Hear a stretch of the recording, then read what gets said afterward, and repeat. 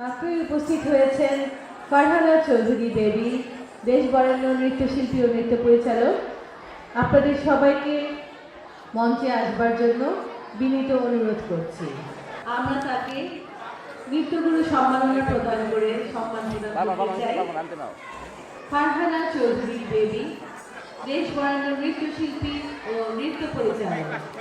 নৃত্যগুরু সম্মাননা প্রদান করা হচ্ছে ফারহানা চৌধুরী বেবি, বিশিষ্ট নৃত্যশিল্পী ও নৃত্য পরিচালক। আজকের এই অনুষ্ঠানটি শুধু আজকেই না, আতিকুর রহমান উজ্জ্বল প্রতি বছরই করে থাকে এবং খুব খুব সুন্দর এবং সিস্টেম অনুযায়ী ওইটা করে থাকে, যেটা খুব বড় একটা গুণ। এবং আমি সাজু ভাইয়ের সাথে কথা বলছিলাম যে মানে ও যে এত সুন্দর করে একটা করে জিনিসটা করে, এর পেছনে ও অনেক পরিশ্রম দেয়।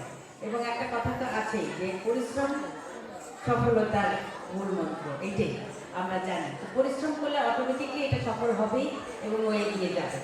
তো উজ্জ্বল যখন আমরা ক্লাস করাতাম, উজ্জ্বলকে দেখতাম, তখন তো সেই উজ্জ্বলের সাথে এই উজ্জ্বল আসলে আমি মেলাতে পারি না।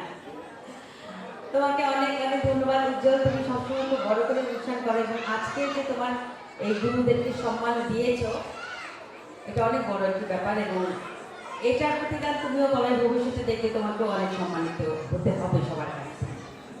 তো ভালো থাকবেন। আমি ভোরের পাখি এই নৃত্যকলা কেন্দ্রের অনেক সফলতা কামনা করি এবং ও শিশু কল্যাণ পরিষদে আছে, সেখানে যারা বড় বড় পদে আছেন তারা তার উপর সবসময় হাত রাখবেন তার গার্ডিয়ান হিসাবে।